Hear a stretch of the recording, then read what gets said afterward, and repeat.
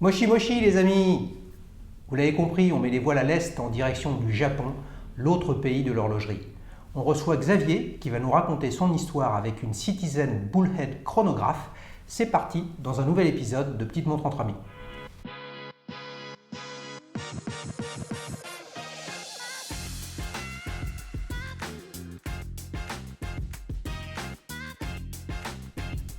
Salut Xavier, ça va? Salut, très bien et toi? Ouais, je suis ravi de te recevoir. Ouais, Tu sais que c'est la première fois qu'on fait une émission sur une montre de marque japonaise? ouais, j'ai vu ça, ouais, T'as vu ça? effectivement. Donc tu stresses un peu à l'idée d'être le premier? Non, non, il n'y a pas de problème. Du tout? Non. Alors, tu nous la montres cette Ouais, Citizen? bien entendu.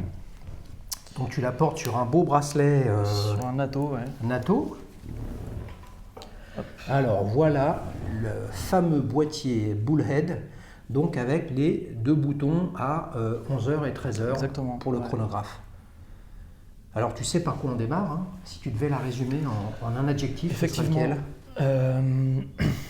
Je dirais original, tout simplement. Je pense que c'est ce qui la qualifie le mieux. On entend souvent dans l'émission des termes comme élégante, intemporelle, etc. Ça serait pas le cas, faut l'avouer. Je dirais plutôt original, tout simplement. Ouais. Tu Original. savais que tu y aurais droit si tu m'avais dit élégante là-dessus, Ouais, je t'aurais ouais, dit bien sûr, t'exagères un bien peu. sûr. Original, vous Mais- me direz en commentaire si vous êtes d'accord. Ouais. Dis-moi. Ouais, je dirais original, mais plutôt dans le bon sens du terme. Voilà. Sans l'essayer aucune prétention, bien entendu. Ouais. Tout à fait. Alors c'est parti. Tu sais quoi? Elle est plus petite Ouais, que je ne pensais. ouais. Je l'ai jamais mesuré, d'ailleurs. Ouais. Elle Il me doit semble faire- que le boîtier doit faire 38, 39, peut-être 38 plutôt. Alors est-ce que c'est pas lié au fait que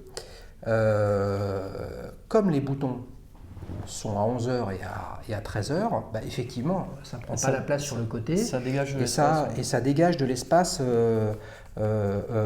sur la montre. Raconte-nous un petit peu qu'est-ce qui t'a amené à acheter cette montre? Alors, ça faisait longtemps que je cherchais un chronographe Oui. automatique. Ouais.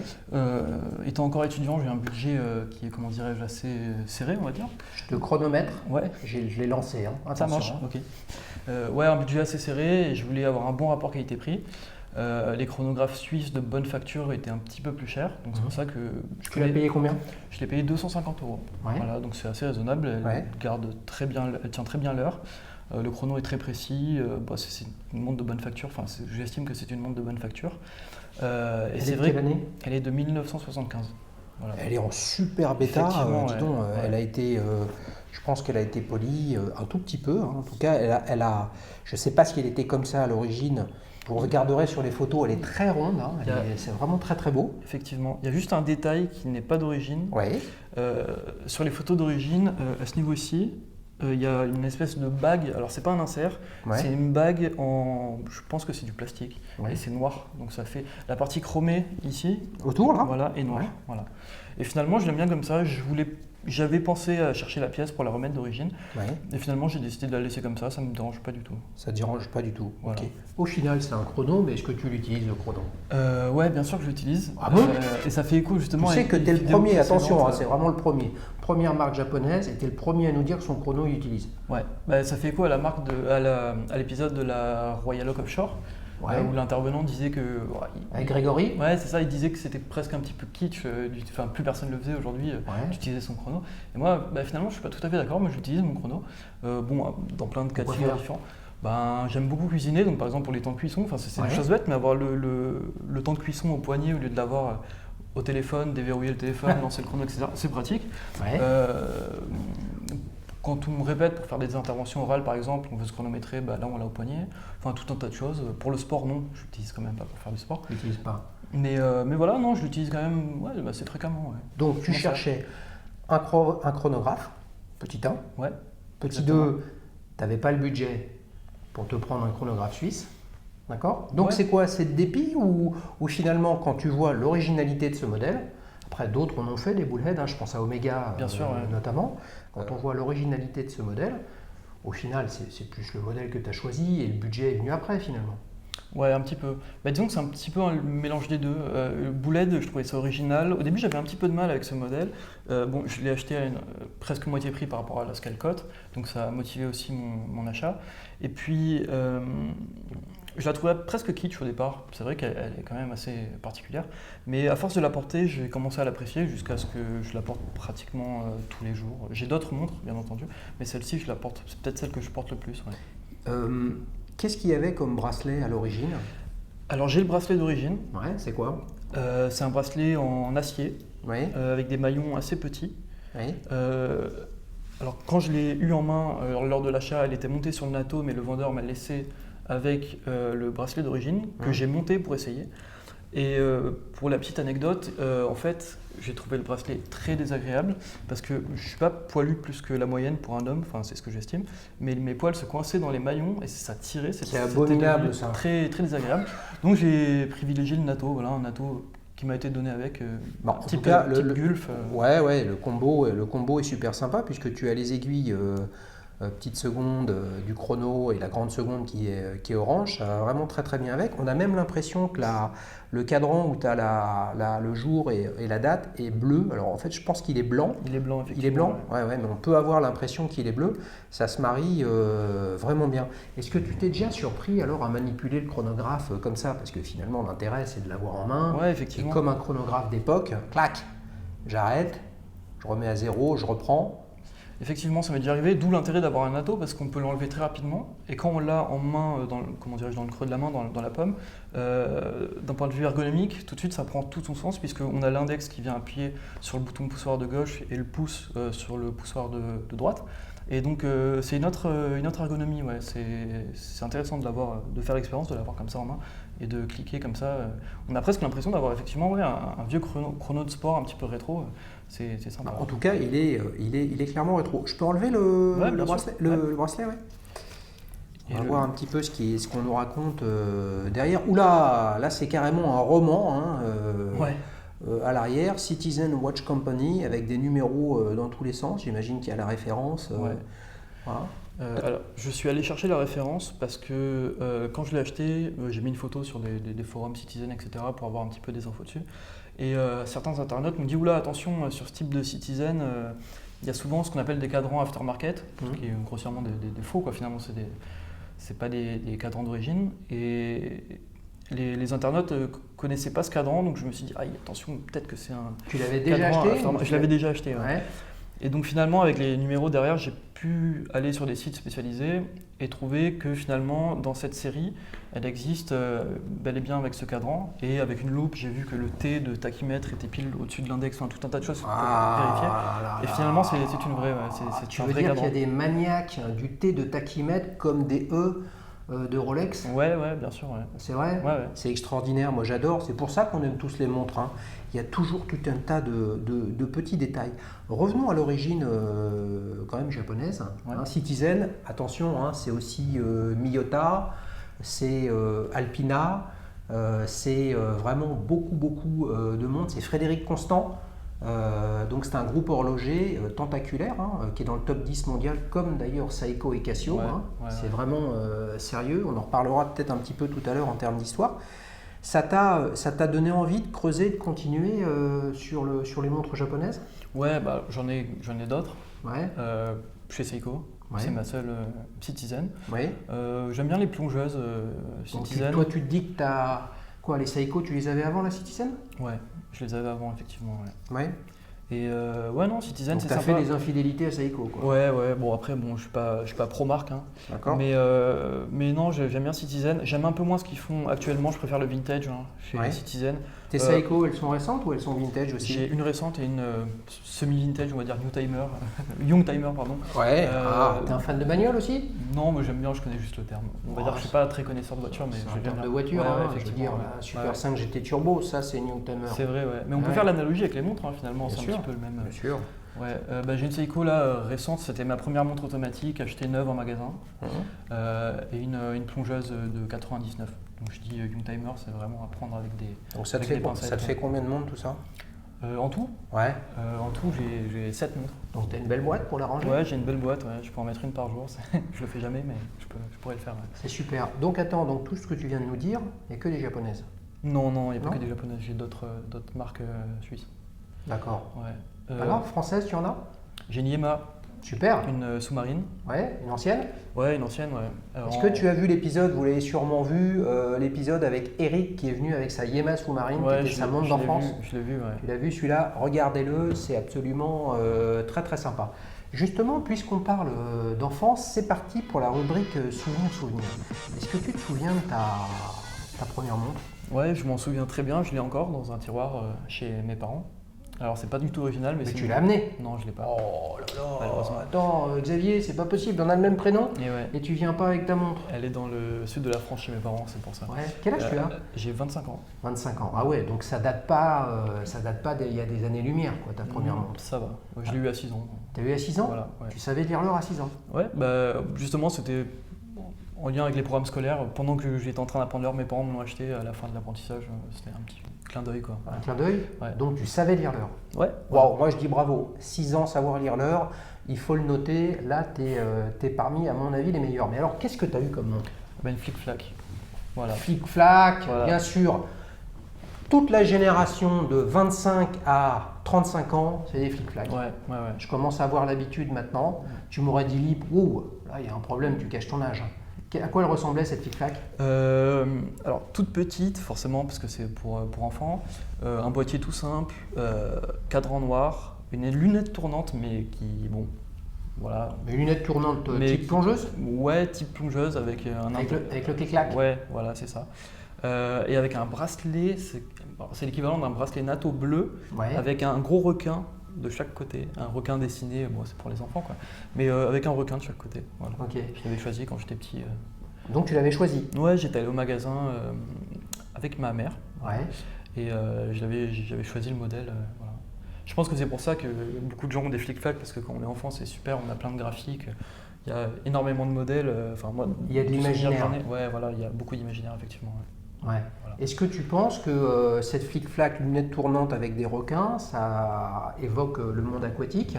C'est ce qui t'a amené à la Yamaha sous-marine? Qu'est-ce que tu en retiens de cette première montre? Ça t'a donné goût? Ouais, ça m'a donné goût. Après, de là à dire que ça a influencé mes choix futurs, je pense pas. Mais voilà, il y a eu quand même un tournant dans mon rapport à l'horlogerie. Je dirais que c'est tout bête. Peut-être que ça sera un petit peu long pour la vidéo, mais je vais essayer d'abréger. J'ai toujours eu des montres à quartz dans mon enfance et adolescence. Et un jour, j'ai vu quelqu'un qui portait une Rolex. C'était une femme, donc c'était une Rolex, une Oyster pour femme. Et j'étais captivé et je lui demande si c'est une vraie. D'ailleurs, c'est la première chose qu'on demande souvent à quelqu'un qui porte une Rolex. Hein. Ah bah ça, c'est Voilà. toi qui le demande. Moi, c'est Voilà. pas ce que je le. Non, non. Bon, bah, Chacun son truc. Hein. voilà, ouais, voilà. Et donc je lui ai demandé, elle m'a dit oui, bien sûr, j'ai passé l'âge de porter des fosses, etc. Et elle m'a montré le mouvement continu de l'aiguille, puisque c'était une automatique. Et moi, j'avais jamais vu de mouvement continu. Pour moi, les montres, c'était comment dirais-je, des quartz avec le mouvement discontinu à quartz, quoi, tout simplement. De la seconde. Voilà, c'est ça. Et sur ce, j'étais resté dans l'idée de il faut avoir une Rolex pour avoir ce mouvement continu, je pourrais jamais me l'offrir. Et des années après, je me suis rendu compte qu'en fait, non, on l'a dans des vintage, même manuels, on l'a dans des montres automatiques qui sont tout à fait abordables. Et donc c'est là que j'ai acheté ma première Seiko, effectivement. Alors, deux petites choses dans ce que tu racontes quand même. Tu as Jaeger LeCoultre qui fait un modèle qui s'appelle True Second, Ouais. qui est un mouvement automatique. Peut-être qu'il est à remontage manuel, mais en tout cas, et avec l'aiguille qui se déplace comme une seconde, comme une montre à quartz, sauf que c'est un mouvement mécanique. D'accord, ok. Donc c'est pas simplement la trotteuse à quartz qui se déplace de cette façon-là. L'autre chose que tu précises, c'est que toutes les Rolex sont automatiques, puisque le propre du Perpetual, d'accord, Oyster, le boîtier, l'étanchéité, etc. 1926, la traversée de la Manche par Mercedes. Eh bien, le Perpetual signifie effectivement mouvement automatique. Qui équipe toute la collection Rolex, que ce soit la professionnelle ou non. Donc c'est un bon cheminement ça. Donc ça fait en fait 20 ans que tu as cette proximité, 6 ans, tu en as 25, tu vas rentrer dans la 20e année où tu as un vrai sujet avec l'horlogerie. Et bien tu sais quoi? On va tester un peu les connaissances de Xavier sur le... Alors j'ai préparé deux questions pour toi, extrêmement simples, on va voir comment tu t'en sors. Hein. D'accord. Alors, première question, d'où vient l'origine de la marque Citizen? Réponse A, une référence au film Citizen Kane d'Orson Welles. Réponse B, un rapport avec les citoyens de la ville de Yokohama. D'où vient la marque Citizen? Réponse 3, prendre son temps et être zen. A, Orson Welles, Citizen Kane. B, la notion de citoyenneté à Yokohama. C, être zen. Roulement de tambour. Alors, je connais pas la réponse, mais je vais essayer de deviner. Moi, je dirais peut-être la notion de citoyenneté. Bonne devinette, Yokohama. Xavier. Super. Citizen Kane, Orson Welles, t'y crois Ouais, pas? Non, pas trop. Bah non, c'est 1941, C'est vrai que c'est- alors que le groupe de l'époque prend la marque dans les années 30. Citizen, c'est effectivement un rapport avec la notion d'être citoyen de la région ou de la ville de Yokohama sur demande du gouverneur de l'époque. Et puis être zen, prendre son temps, c'était un petit peu le jeu de mots, c'était trop facile. Bravo Xavier, tu mènes 1-0. Alors, attention, là on part un peu dans le cinéma, il y a un truc à raconter avec ta montre. Dans le film Once Upon a Time, le dernier film de Quentin Tarantino, Brad Pitt qui joue le rôle d'un cascadeur, d'accord, porte une montre Bullhead. De quelle marque? Omega, Citizen, Seiko. Réponse A, Omega, bien connu pour sa Bullhead. Citizen, réponse B, similaire à la tienne. Réponse C, Seiko, une autre japonaise. Ouais. Alors, j'ai vu le film et du coup, je connais la réponse. C'est une Citizen. Ouais. C'est le même boîtier que la mienne et le cadran est doré. Ouais. Et elle est montée sur un espèce de bracelet énorme en cuir épais. Ouais, voilà. On pourrait presque appeler ça, dites-moi, parce qu'il y a différents noms, une plaquette américaine, Ouais. un peu ambiance militaire. Moi, je crois que la présence de cette montre dans ce film va redonner du lustre et de la notoriété et de l'envie sur les Bullhead. Je ne serais pas étonné que la cote d'une Citizen Bullhead monte. Alors effectivement, c'est pas tout à fait la même, elle est en métal doré, celle de Brad Pitt dans le film, mais c'est effectivement important. Seiko, tu n'y as pas cru, mais tu n'avais pas besoin d'y croire ou pas, puisque tu as vu le film. Ouais, mais ils font des boulettes, hein. Seiko, ils en font des sympas aussi. Bah Enfin, oui. il y en a, ils en faisaient, hein. C'est des modèles vintage, bien sûr. Ouais. Ouais. Et alors, pour la petite histoire, tu l'as acheté avant ou après le film, cette Bullhead? Je l'ai acheté bien avant. Je l'ai acheté bien Tu avant. savais qu'il l'avait dans le film? Tu l'avais lu? C'est-à-dire Est-ce que avant de l'acheter? Non, quand tu es allé voir le film, tu savais qu'il avait une Bullhead? Ah non, je l'ai vu en Donc image. tu étais sur ton fauteuil de cinéma comme ça, et là il y avait Brad Pitt au volant de sa bagnole, et là tu t'es dit waouh, la Bullhead. Exactement, ouais. Ouais, c'est ça. Et là tu Il y a t'es des- dit il y a des- il y a quel des- placement j'ai réalisé il y a avec des ces montres. plans rapprochés, enfin pas vraiment rapprochés, mais on la distingue bien, ouais, on la voit à l'écran. Quoi. C'est pas un easter egg assez subtil, on la voit. Oh, écoute, au montage je mettrai des belles photos, on les voit très très clairement. Écoute, Ouais. tonnerre d'applaudissements pour Xavier qui vient de gagner ce quiz 2-0. On passe à la suite, dernière partie de cet épisode. Xavier, tu as 25 ans, tu es encore jeune, tu as 7 montres, des japonaises, quelques suisses aussi. Qu'est-ce qu'on peut te souhaiter pour tes 30 ans? Un modèle ultime ou disons quelque chose entre les deux, un Graal horloger vraiment ou quelque chose de... Ah, en fait, c'est toi qui sais. Moi, je considère que quand on commence à avoir une montre et puis surtout plusieurs montres, au moment où on reçoit la dernière, on est déjà en train de penser à la Ouais, suivante. c'est vrai, Donc c'est la vrai. suivante, c'est laquelle? Ou ce le- seraient lesquelles? Quels sont Ouais, tes critères? là disons qu'à moyen terme, il y a chez Seiko, en janvier là, ils vont rééditer la Seiko Alpiniste, Ouais. qui était un petit peu dur à trouver, que j'ai pas réussi à trouver, ou alors d'occasion, puis assez abîmée. Ils en ont sorti une avec le cadran bleu il y a pas longtemps, mais c'était... Quel rapport il y a il y a un rapport avec l'alpinisme? Ouais, il y a un rapport, puisqu'il y a une boussole intégrée, il me semble. Donc, D'accord. puis elle est résistante Ok. à l'altitude. Ok. Donc ça, c'est un modèle qui te plaît? C'est un modèle qui me plaît beaucoup. Ils la ressortent sous l'étiquette Prospex Ouais. de plongée, donc Bien elle sûr. est étanche, elle est beaucoup plus étanche que sa prédécesseuse. Mais est-ce que ce qui t'intéresserait, comme celle-ci, c'est une d'époque? Ou Euh, une neuve sous non, la je marque, pense que cette sous la fois-ci- collection Prospex? Cette fois-ci une neuve, ouais. Une neuve? Ouais. Ouais. Et Donc sinon, Seiko Alpiniste? ouais, et sinon après, une montre qui me fait rêver, que j'espère avoir un jour, c'est une Jaeger LeCoultre, une Memovox Tribute to Dipsy, Ouais. que je trouve absolument sublime. Celle avec le fond bleu, Non, fond noir. fond noir. Ouais. Je la trouve extraordinaire, je la trouve super belle. Et puis, Quel budget ça, c'est une Memovox Tribute to Deep Sea? Autour de 10 000 euros. Autour de 10 000 euros. Ouais. Et la Seiko Prospex? D'occasion, ça se trouve à, on va dire, pour le plus bas 400 euros et ça monte à 6, 7, 800. Puis pour le cadran bleu, vu que c'était une édition limitée, ça a pris le double de sa valeur en quelques heures. Du coup, là, c'est à 1 200 euros. Et la réédition, je viens de lire un article ce matin sur Hodinkee. Il disait qu'elle serait commercialisée autour de 750 $, donc avec la conversion un petit peu moins en euros. Donc, voilà. Évidemment, je peux te souhaiter les deux, Ouais. mais de façon raisonnée. Hein. Tu te projettes plutôt sur la Deep Sea, enfin la Memovox Tribute to Deep Sea, ou sur la Seiko Prospex? Plutôt la Seiko Prospex, mais après, faut pas se. On peut jamais dire se jamais. fermer, effectivement. Ouais. Ce serait pour quand ce projet? L'alpiniste. Ouais, Celle que tu veux, l'alpiniste, je pense l'acheter là courant janvier. pour janvier. Ouais, j'ai même appelé la boutique tout à l'heure pour savoir s'il y avait une Super. liste d'attente parce Ouais. que c'est des montres qui partent assez vite. Et il y a une liste d'attente? Non, il n'y en a pas. Il y en a Waouh. pas. J'ai eu peur. Et on se croirait chez Rolex. Hein. Déjà que c'est un sketch cette histoire de liste d'attente. Ouais, c'est vrai. Franchement, si c'est le cas maintenant sur d'autres marques, Ouais. c'est un peu à pleurer. Donc ça veut dire quoi? Ça veut dire que l'année prochaine, en 2020, peut-être qu'on va te revoir avec ta Seiko Prospex Volontiers. Ouais. et dans 5 ans, pour tes 30 ans, avec la Gégère Lecoutre. Ouais, pourquoi pas. Ce serait pas mal. Ouais, super. Eh bien écoutez, on en a terminé avec Xavier. Merci beaucoup. Si vous voulez participer, c'est extrêmement simple. Vous m'envoyez, comme Xavier, un petit email avec la référence de votre montre, un descriptif de l'histoire que vous avez à raconter, quelques photos, et puis on en discute.